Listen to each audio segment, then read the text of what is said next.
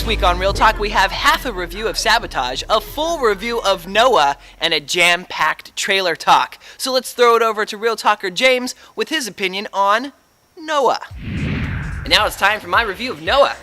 I didn't like it. It was weird. It didn't remind me of any Noah story I'd ever heard in my entire life. The cinematography was weird. There were things that happened that just were strange to me. I don't know. I loved Noah. I thought it was fantastic. I'm a big Darren Aronofsky fan. I loved Black Swan. They're all great films. What this Noah film, it's anybody can make a movie about Noah's Ark. This story's been around, tales all this time, right? But I feel like Darren made this movie because he wanted to share a bigger idea, the big picture, and the symbolism in this film was unbelievable. Yes, I mean, did I you would agree with that. I mean, between the story and how they connected the characters, I don't remember some of those things either from the Noah story, but I think they worked. You and I talked about it. The movie started off kind of weird. Okay, yeah, I'll agree. The first 25 minutes is super freaking weird. But by the end, though, I will agree with Tony. You were, at the beginning of the movie, you were rooting for Noah. By the end of the movie, you were like rooting against Noah. Yeah. It was so strange, but it did kind of have this internal conflict. It did make you think about how you would live your life differently, didn't it? Totally. Well, and it's a commentary on religion and faith and hope and, what people will do for something that they don't know the outcome is going to be. And I feel like the movie really displayed that time period really well. You know, they had the whole cast of Perks of Being a Wallflower in there. Yes, yeah, Logan Lerman and Emma Watson in it, so it was a little weird seeing that. But that's something I wanted to comment about. People were worried about this film, and it happens a lot nowadays. Russell Crowe and Emma Watson, big roles that they've done. Hermione and, of course, Gladiator with Russell Crowe, and now Jor-El with Superman. Can they step out of these roles? Did you feel like you were watching Russell Crowe and Emma Watson, or were you watching? No, I felt like they were great in their respected roles. I'm a big Russell Crowe fan, so I got a kick out of watching him. You know, he's just very engaging. Yeah. Let's get to the rating. What do you think, Tony? I give it a real good. Loved it. And I give it a real okay. And just an exciting thing to share with our audience. When we were watching the movie, what happened, Tony? Well, we paid for just a normal 2D ticket, but everything started shaking. It was a 4D experience. It was a 4D. I dropped to the ground and I said to Tony, this is the big one. I'm like, dude. This is the big one, Tony. So it was quite entertaining, but I really enjoyed Noah. Let's throw it back to Ryan. Okay, so James and Tony stayed for the entire movie, even though there was an earthquake. Let's see how that worked out for Jonathan and his review of Sabotage.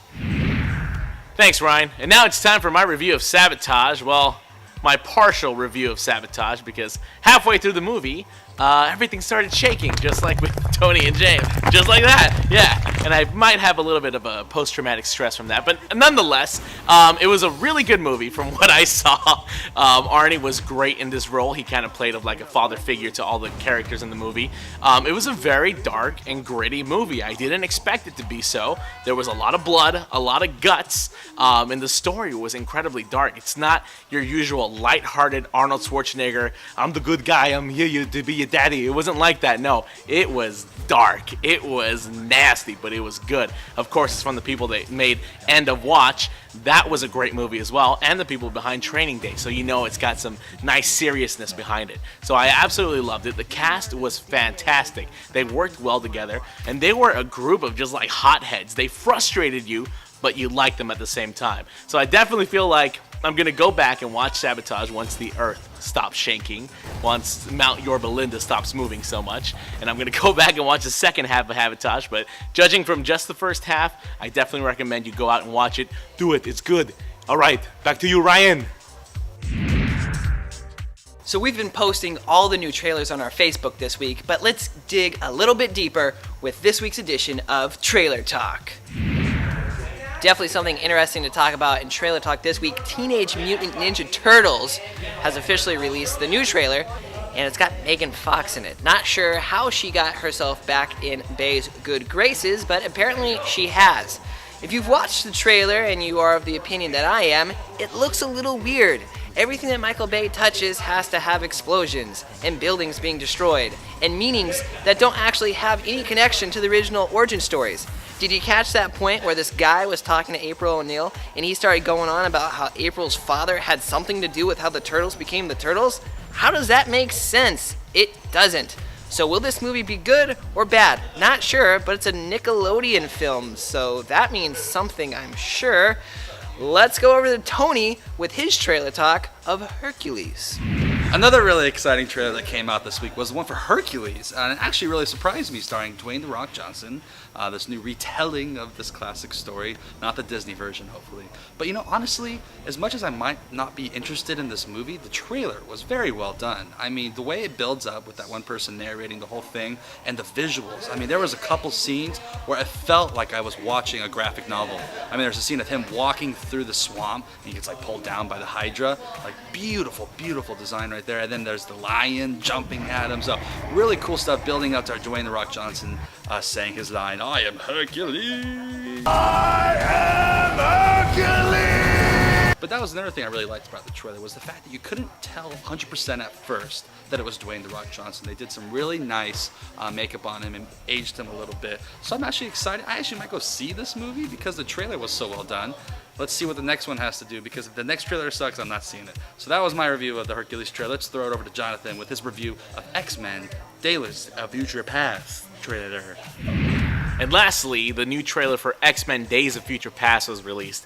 And if I thought that the first one got me excited for it, man, I was wrong. This second trailer looks epic. You have all the X-Men together with the X-Men from First Class and all the Bryan Singer X-Men. Of course, Bryan Singer, the godfather of it all, is coming back to direct this film. And it looks fantastic. We have Sentinels, we have a dark future. It reminds me a lot of the old X-Men cartoons from the 90s. So I'm really excited to see this movie. It really, really, really looks good. And I really, really hope it doesn't disappoint me, because X3 looked really epic.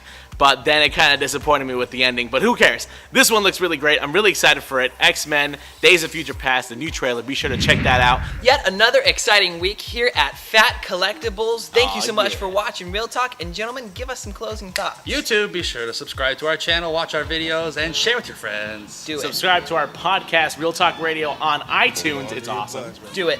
Click like on all of our stuff and comment so we can put you on the show. Oh, yeah. Do it. Well, gentlemen, it's been real. Goodbye. Hold on, this was a really cute photo. Go back.